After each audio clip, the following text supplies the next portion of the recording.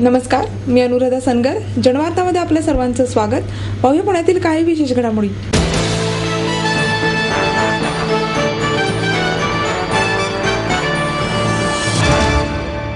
कवींसाठी पुलंचे लेखन हे तीर्थक्षेत्राप्रमाणेच आहेत असे उद्गार अखिल भारतीय साहित्य संमेलनाचे अध्यक्ष फमू शिंदे यांनी काढले.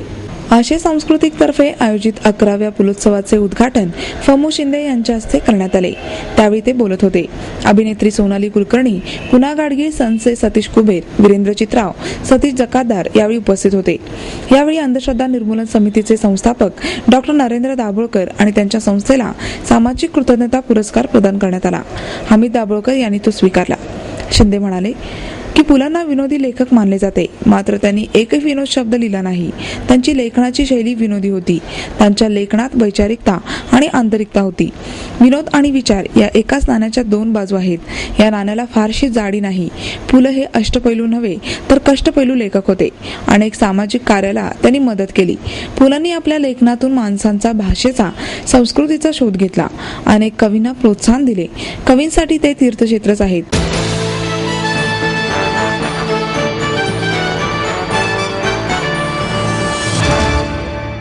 मराठ्यांचा ओबीसी मध्ये समावेश नसावा या प्रमुख मागणीसाठी विविध ओबीसी संघटनांच्या वतीने मोर्चा काढण्यात आला.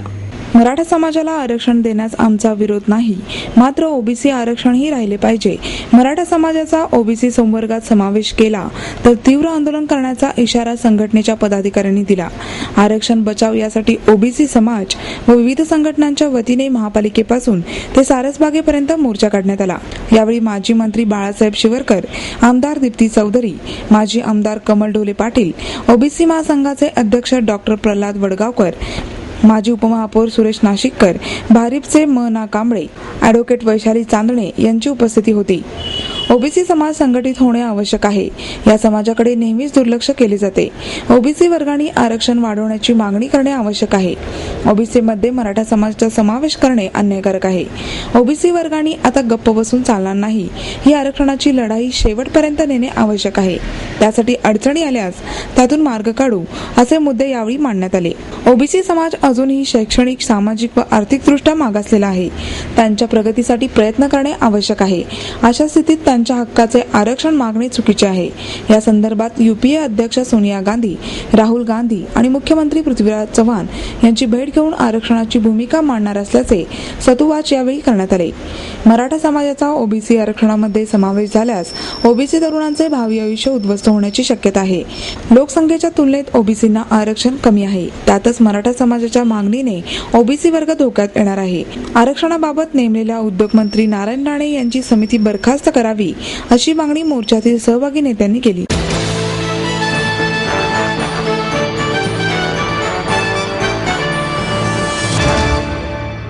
मोदी पंतप्रधान पदासाठी योग्य आहेत का असा सूर परिसंवादातील विविध वक्त्यांनी व्यक्त केला. विश्वकर्मा पब्लिकेशन्स व अक्षरधारा पुणे आयोजित नरेंद्र मोदी यांच्या राजकीय वाटचालीचा तटस्थ आणि परखड वेध घेणाऱ्या कहाणी नमोची एका राजकीय प्रवासाची या पुस्तकाचे प्रकाशन करण्यात आले. ज्येष्ठ पत्रकार किंगशुक नाग यांनी लिहिलेल्या दी नमो स्टोरी अ पॉलिटिकल लाईफ या मूळ पुस्तकाचे हे मराठी भाषांतरित पुस्तक असून त्यांचे भाषांतर ज्येष्ठ पत्रकार सुनील माळी यांनी केले आहे. यावेळी आयोजित परिसंवादात काँग्रेसचे प्रदेश प्रवक्ते सचिन सावंत, अर्थतज्ञ मिलिंद मुरुगकर, लेखक पत्रकार आनंद हर्डीकर, प्राध्यापक शरद खरे आदींनी सहभाग घेतला. भाजपचे राष्ट्रीय प्रवक्ते प्रकाश जावडेकर हे उपस्थित नसल्याने मोदींची बाजू विवेकानंद सोशल सायन्स रिसर्च इन्स्टिट्यूटचे प्रमुख प्राध्यापक शरद खरे, लेखक आनंद हर्डीकर यांनी मांडली. तर पुस्तकाच्या प्रकाशन प्रसंगी विश्वकर्मा इन्स्टिट्यूटचे संस्थापक राजकुमार अगरवाल, कार्यकारी संचालक भरत अगरवाल उपस्थित होते. प्राध्यापक शरद खरे म्हणाले, मोदी पंतप्रधान व्हावेत असे अन्य पक्षांच्या नेत्यांसही वाटते. मोदी पक्षाभिमानी आहेत. ते उत्तम प्रशासक असल्याने पंतप्रधान पदास योग्य असल्याची भावना जनसामान्यात आहे. मुख्यमंत्री झाल्यावर मोदी यांनी गुजरातमध्ये वेगाने विकास केला आहे. गोध्रापेक्षाही 1969 मध्ये गुजरातमध्ये मोठी दंगल झाली होती. गोध्रातील दंगल मोदी मुख्यमंत्री असल्यामुळेच आटोक्यात आली. त्यांच्या नेतृत्वात तेथील मुस्लिम समाजाचे पुनर्वसन वेगाने होत आहे. लेखक आनंद हर्डीकर म्हणाले, माजी पंतप्रधान इंदिरा गांधी यांच्यासारखे मोदी यांचे व्यक्तिमत्व आहे, परंतु विनाकारण मोदींच्या आजूबाजूने सर्वच महत्वाकांक्षा केंद्रित करणे अयोग्य आहे.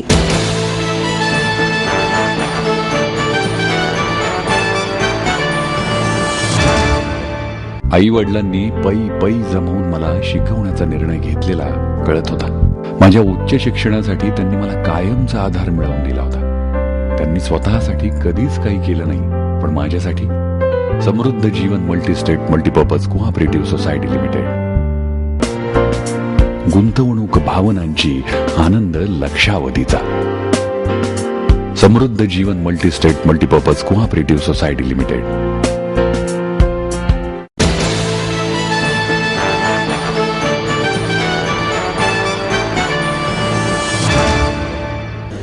बालवाड्यांचे सक्षमीकरण करण्यात येणार असल्याची माहिती शिक्षण मंडळाचे अध्यक्ष रवी चौधरी यांनी पत्रकार परिषदेत दिली. महापालिकेच्या शिक्षण मंडळाच्या अध्यक्षपदाचा कार्यभार चौधरी यांनी महिन्याभरापूर्वी स्वीकारला आहे. या पार्श्वभूमीवर प्रलंबित प्रश्नांच्या सोडवणुकीसह अनेक उपक्रमांची माहिती देण्यासाठी पत्रकार परिषदेचे आयोजन करण्यात आले होते. त्यावेळी त्यांनी ही माहिती दिली. मंडळाचे उपाध्यक्ष नरेंद्र व्यवहारे, सदस्य बाळासाहेब जानराव यांच्यासह अन्य सदस्य उपस्थित होते.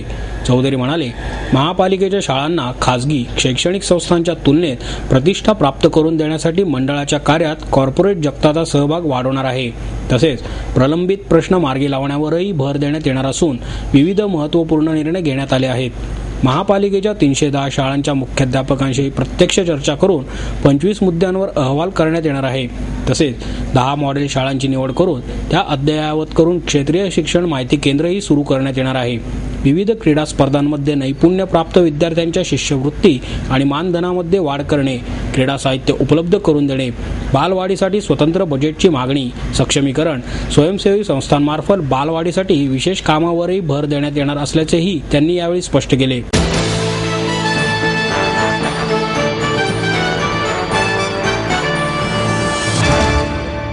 विनोदी साहित्यिक चिवी जोशी यांच्या 50व्या स्मृतिप्रित्यर्थ आठवणीतील चिवी या महोत्सवाचे उद्घाटन द.वा. मिरासदार यांच्या हस्ते करण्यात आले.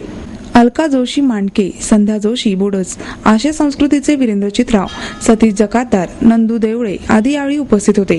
काही वर्षापूर्वी दूरदर्शनवर गाजलेल्या चिमणराव गुंड्या भाऊ या मालिकेच्या निर्मात्या विजया जोगळेकर धुमाळे, गुंड्या भाऊ बाळ कर्वे आणि काऊ स्मिता पावसकर यांचाही या कार्यक्रमात सत्कार करण्यात आला. विनोद कुणाच्या मनाला जखमा करणारा नसावा, तो कळीच्या नारदासारखा असावा, गडबड गोंधळ उडून पण चांगलेच घडवणारा असावा, अशा प्रकारचे विनोद चिवी जोशी करत. त्यामुळे त्यांनी केलेले विनोद अजरामर ठरले, असे प्रतिपादन द.वा. मिरासदार यांनी केले. पुढे द.वा. मिरासदार म्हणाले, चिवींचा विनोद कधीही गडकऱ्यांसारखा कुणालाही इजा करणारा नव्हता. चिवी यांनी त्यांचे गुरु धर्मानंद कोसंबी यांना लिखाण दाखवले व विचारले. त्यावर त्यांनी विनोद उत्तम आहे, उपहासात्मक विनोद लेखनापेक्षा परिहासात्मक विनोद असावा असा सल्ला दिला. हाच गुरुमंत्र म्हणून त्यांनी त्यानंतर समाज प्रबोधन करणारे विनोदी लेखन केले, असेही त्यांनी सांगितले. यावेळी उपस्थितांनी मनोगत मांडली. या कार्यक्रमाचे आयोजन चिवी जोशी यांच्या कुटुंबियांनी केले होते.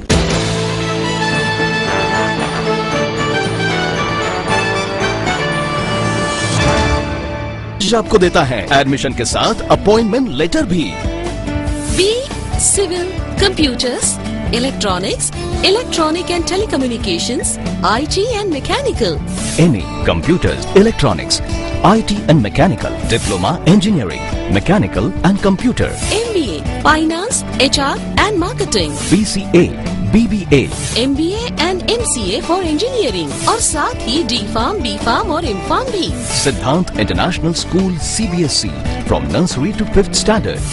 Siddhant College. ट्रांसपोर्ट एवं हॉस्टल फैसिलिटी. 22 एकड़ का विशाल कैंपस. AICT दिल्ली और पुणे यूनिवर्सिटी द्वारा मान्यता प्राप्त.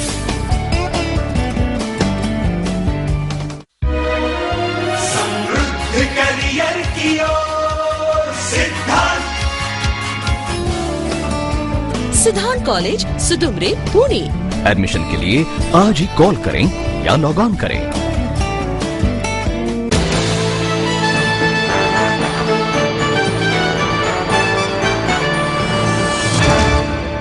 मराठा समाजातील गरीब गरजूंना आरक्षण द्या, मात्र आमच्या ओबीसी आरक्षणाला धक्का लावू नका, असा इशारा राज्याचे सार्वजनिक बांधकाम मंत्री छगन भुजबळ यांनी दिला. अखिल भारतीय महात्मा फुले समता परिषदेतर्फे पुण्यतिथीनिमित्त देण्यात येणारा यंदाचा महात्मा फुले समता पुरस्कार ज्येष्ठ पत्रकार कुमार केतकर यांना प्रदान करण्यात आला। यावेळी परिषदेचे कार्याध्यक्ष कृष्णकांत कुदळे, आमदार गिरीश बापट, दीप्ती चौधरी, ॲडव्होकेट जयदेवराव गायकवाड, उल्हास पवार, महापौर चंचला कोदरे, माजी महापौर वैशाली बनकर आदी उपस्थित होते। छगन भुजबळ म्हणाले, सध्या राज्यात मराठा आरक्षणाची मागणी जोर धरत आहे। अगदी राजांना सुद्धा आरक्षणासाठी लढावे लागत आहे, अशी परिस्थिती आहे। मराठा समाजातील गरीब गरजूंना आरक्षण द्यावे, मात्र आमच्या ओबीसीच्या आरक्षणाला कदापि धक्का लावू नका, असा इशारा देऊन भुजबळ म्हणाले, स्वातंत्र्याच्या एवढ्या वर्षानंतरही ओबीसी समाज दुर्लक्षित आणि अडविला जात आहे। मराठ्यांना आरक्षण द्यावे, मात्र ओबीसी प्रवर्गात त्यांना आरक्षण देऊ नये। महात्मा फुले यांना मरणोत्तर भारतरत्न मिळावा यासाठी पाठपुरावा करीत असल्याचे छगन भुजबळ यांनी सांगितले। केतकर म्हणाले, महात्मा फुले यांचे विचार, लेखन आणि त्यांनी समाजासाठी केलेले कार्य पाहता त्यांना आपण आंतरराष्ट्रीय समाजशास्त्रज्ञ म्हणून संबोधले पाहिजे। समाज म्हणजे काय, त्याची निर्मिती, ओळख हे सारे पैलू महात्मा फुलेंच्या वाङ्मयातून समोर येतात। भारतीय राज्यघटनेने सर्वांना मतदानाचा हक्क दिला, पण समाजातील आर्थिक, सांस्कृतिक, सामाजिक विषमता अजूनही दूर झालेली नाही। देशभरात धर्मवाद, प्रांतवाद, जातीयवाद उफाळून येत आहे। राजकीय वातावरणात उग्र होत असून त्याचा समाजावर परिणाम होत आहे। त्यामुळे 2027 नंतर भारत कसा असेल याचे चित्र काढता येईल अशी स्थिती नाही।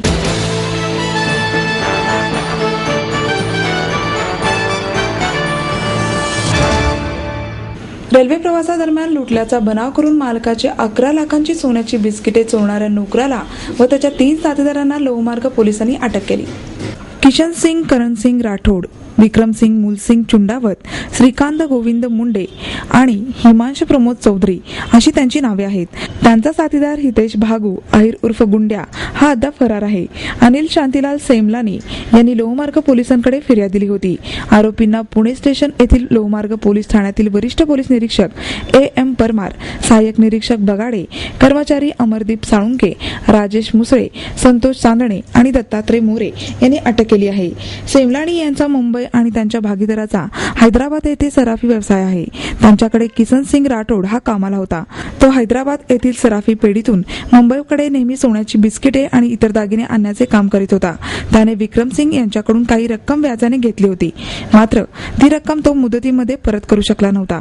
व्याज दिवसेंदिवस वाढत होते, त्यामुळे किशन सिंगच्या डोक्यावर कर्जाचा डोंगर झाला होता।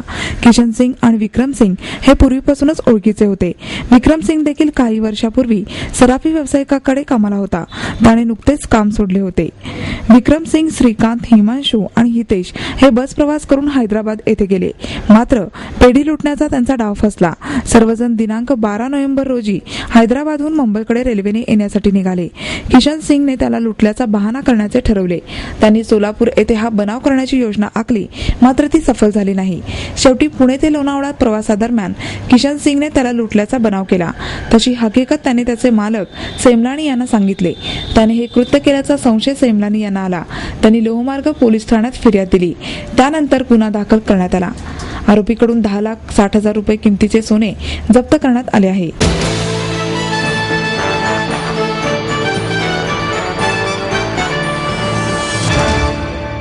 बालभारतीतील रिक्त पदांवर नोकर भरती व्हावी, सॅप प्रकल्पाची CID चौकशी व्हावी या मागण्यांसाठी शिवसैनिकांनी बालभारती कार्यालयावर धडक मोर्चा काढला।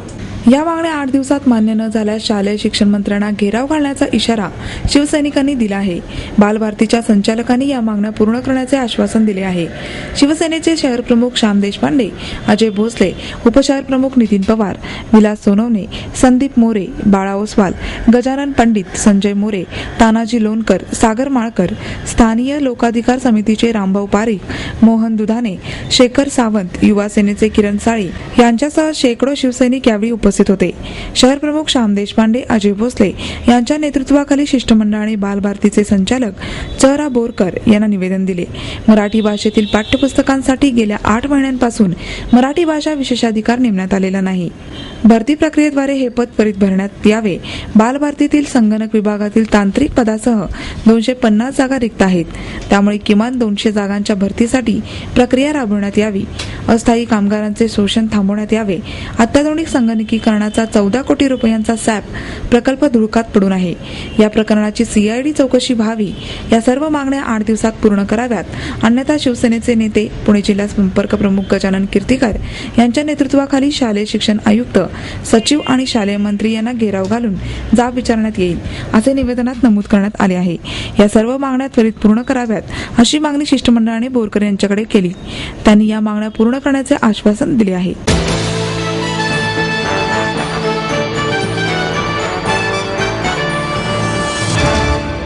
आपलं स्वप्न, आपलं मन, आपलं स्वतःचं घर हेच खरं धन. समृद्ध जीवन पार्क सादर करत आहे 140 फ्लॅट्सची एक प्रशस्त गृह योजना. कात्रज कोंढवा रोडवर बिबवेवाडीपासून फक्त 2 किलोमीटर अंतरावर आपल्या आर्थिक गणितात बसणारे 1 व 2 BHK फ्लॅट्स.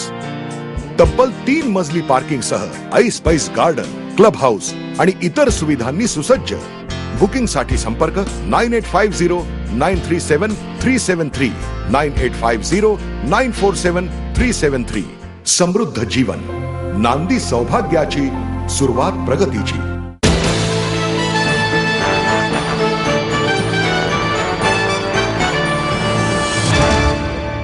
आणि याबरोबरच आजचे बातमीपत्र संपले. उद्या पुन्हा भेटूया याच वेळी.